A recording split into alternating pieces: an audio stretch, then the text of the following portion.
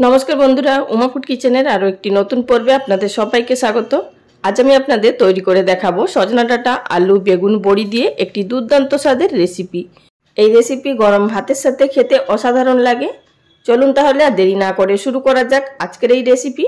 सबार प्रथमे आमि आपनादेर देखिए दिচ্ছি आमि एखाने की सब्जी व्यवहार करेছি। निয়েছি एखाने दुটো মাঝারি সাইজের ডাঁটা, একটি বেগুন ছোট ছোট টুকরো করে কেটে নিয়েছি, 8 থেকে 10টা বড়ি, একটা মাঝারি সাইজের আলু, একটি মাঝারি সাইজের টমেটো আর একটি বড় সাইজের পেঁয়াজ কুচি। এছাড়া আমি এখানে একটি মশলার পেস্ট তৈরি করে নিয়েছি। এর মধ্যে আছে 2 চামচ কালো সরষে, দুটো শুকনো লঙ্কা, হাফ টিস্পুন গোটা জিরে একসাথে আমি শিলে বেটে নিয়েছি। এবার চলে যাচ্ছি রান্না তৈরি করার পদ্ধতিতে। গ্যাস ওভেনের উপরে কড়াই বসিয়ে প্রথমে আমি এর মধ্যে দিয়ে দিলাম 1.5 টেবিল চামচ পরিমাণ সরষের তেল।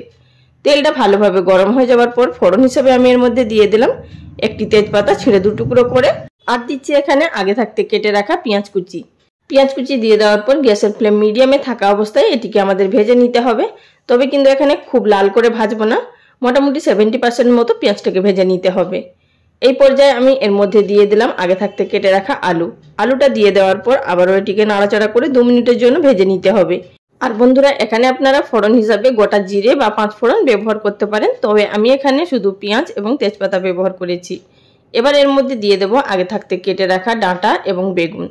ডাঁটা আর বেগুন দিয়ে আবারও নাড়াচাড়া করে 2 মিনিটের জন্য মিডিয়াম ফ্লেমে ভেজে নিতে হবে। মিনিট 2 ভেজে নেওয়ার পর এবার আমি এর মধ্যে এড করে দিচ্ছি স্বাদ মতো নুন, আর দিয়ে দেব এর মধ্যে সামান্য পরিমাণ হলুদের গুঁড়ো, মানে হাফ টিস্পুন মতন। নুন হলুদটা দিয়ে আবারও নাড়াচাড়া করে মিশিয়ে নিতে হবে। নুন হলুদ দিয়ে ভালোভাবে মিশিয়ে নেওয়ার পর এবার আমি এর মধ্যে দিয়ে দেব সামান্য পরিমাণ জলের ছিটা। এই জলের ছিটাটা সামান্য পরিমাণ দিলে এতে করে সবজি থেকে প্রচুর পরিমাণে জল বেরিয়ে আসবে, আর সেই জলেই কিন্তু আমাদের এই সবজিগুলো প্রায় সেদ্ধ হয়ে যাবে। এবার ঢাকা চাপা দিয়ে এটিকে নাড়াচাড়া করে আরও 6 থেকে 7 মিনিট মতো রান্না করে নেব। 6 থেকে 7 মিনিট নাড়াচাড়া করে নেওয়ার পর এবার সবজি থেকে কিন্তু প্রচুর মাত্রায় জল বেরিয়েছে। এই পর্যায়ে এড করে দিলাম আগে থাকতে কেটে রাখা টমেটো কুচি, আর দিয়ে দিলাম এর মধ্যে আগে থাকতে বেটে রাখা সরষে বাটার মশলা। এবার এটিকে দিয়ে গ্যাসের ফ্লেম একেবারে লোতে করে দিয়ে মিনিট 2 জন্য নাড়াচাড়া করে ভেজে নেব। তবে কিন্তু সরষেটা ভাজার সময় খুব হাই ফ্লেমে ভাজবেন না, বা এটিকে অনেকক্ষণ ধরে ভাজবেন না, তা না হলে কিন্তু সরষে বাটা তেতো হয়ে যাবে। এই পর্যায়ে আমি এর মধ্যে এড করে দিলাম প্রায় 1.5 কাপ পরিমাণ জল আমি এখানে ব্যবহার করেছি। আপনারা যতটা গ্রেভি রাখবেন সেই অনুযায়ী জলটা ব্যবহার করবেন।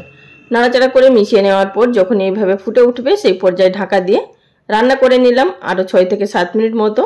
এর মধ্যেই কিন্তু আমাদের সমস্ত সবজি এবং ডাঁটা সেদ্ধ হয়ে গেছে খুব ভালোভাবে, আর যে টমেটো কুচি দেওয়া হয়েছিল সেটিও কিন্তু খুব ভালোভাবে গলে গেছে। আর আপনাদের এখানে আমি দেখিয়ে দিচ্ছি সমস্ত সবজিগুলোও কিন্তু সেদ্ধ হয়ে গেছে খুব ভালো মতো। তবে কিন্তু এই রান্নাটা সম্পূর্ণ এখানে শেষ হয়নি, এটিকে নামিয়ে রেখে দেব। তরকারিটা নামিয়ে নেওয়ার পর আবারও কড়াটা ভালোভাবে ধুয়ে আরও 1 টেবিল চামচ পরিমাণ সরষের তেল দিয়ে দিলাম। তেলটা ভালোভাবে গরম হয়ে যাওয়ার পর যে আমরা বড়িগুলো নিয়েছিলাম, এটি কিন্তু আমি এখানে বিউলির ডালের বড়ি ব্যবহার করেছি, আপনারা চাইলে এখানে মটর ডালের বড়িও ব্যবহার করতে পারেন। বড়িগুলোকে কিন্তু আমি এখানে আধ ভাঙা করে নিয়েছি, মানে একটু গুঁড়ো করে নিয়েছি। এতে করে কিন্তু তরকারির মধ্যে এই বড়িটা যখন মিশে যাবে খুবই সুন্দর টেস্ট আসবে। বড়িটাকে লাল লাল করে ভেজে নিতে হবে, এখানে কিন্তু হালকা করে ভাজলে কিন্তু চলবে না। বড়িগুলোকে এইভাবে ঠিক লাল লাল করে ভেজে নেওয়ার পর এবার আমি এর মধ্যে এড করে দেব আগে থাকতে তৈরি করে রাখা তরকারিটা। তরকারিটা কড়ার মধ্যে ঢালার সময় একটু সাবধানে ঢালবেন, তা না হলে কিন্তু গরম ভাব লাগতে পারে। সম্পূর্ণ তরকারিটা একবারে না ঢেলে হাতায় করে প্রথমে কিছুটা তরকারি ঢেলে নিয়ে তারপর বাদবাকি তরকারিটা ঢেলে দিতে পারেন, তাহলে কিন্তু আর গরম ভাব লাগবে না। এবার নাড়াচাড়া করে মিশিয়ে এটিকে 2 মিনিটের জন্য ফুটিয়ে নেব। তার মধ্যেই কিন্তু আমাদের এই রেসিপিটা সম্পূর্ণ তৈরি হয়ে যাবে। খুব বেশিক্ষণ ধরে কিন্তু আর ফুটানোর প্রয়োজন নেই, তা না হলে কিন্তু তরকারিটা অনেকটাই ঘন হয়ে যাবে। তো বড়িগুলো যেহেতু দেওয়া আছে এগুলো কিন্তু তরকারিটা অনেকটাই পরে যখন ঠান্ডা হয়ে যাবে তখন কিন্তু ঘন হয়ে যাবে। আমি ঠিক এই অবস্থাতেই নামিয়ে নিচ্ছি এটিকে। কিন্তু বন্ধুরা এই রেসিপিটা খুবই সাধারণ আর বাড়িতে থাকা উপকরণ দিয়েই তৈরি হয়ে যায়, আর এটি খেতে অসাধারণ লাগে। আপনারা অবশ্যই একদিন হলেও বাড়িতে তৈরি করুন আর গরম ভাতের সাথে খেয়ে দেখুন এটি কেমন খেতে। বন্ধুরা আমি এখানে একটি সার্ভিং প্লেটের মধ্যে সার্ভ করে নিয়েছি। আর যদি আমার রেসিপিটি আপনাদের ভালো লেগে থাকে অবশ্যই লাইক কমেন্ট করে জানাবেন, আর নতুন বন্ধুদের কাছে অনুরোধ চ্যানেলটি সাবস্ক্রাইব করে আমার পাশে থাকার জন্য। আজ এই পর্যন্ত, আগামী দিন কোনো এক নতুন রেসিপি নিয়ে আবারও হাজির হয়ে যাব। সবাই ভালো থাকবেন, নমস্কার।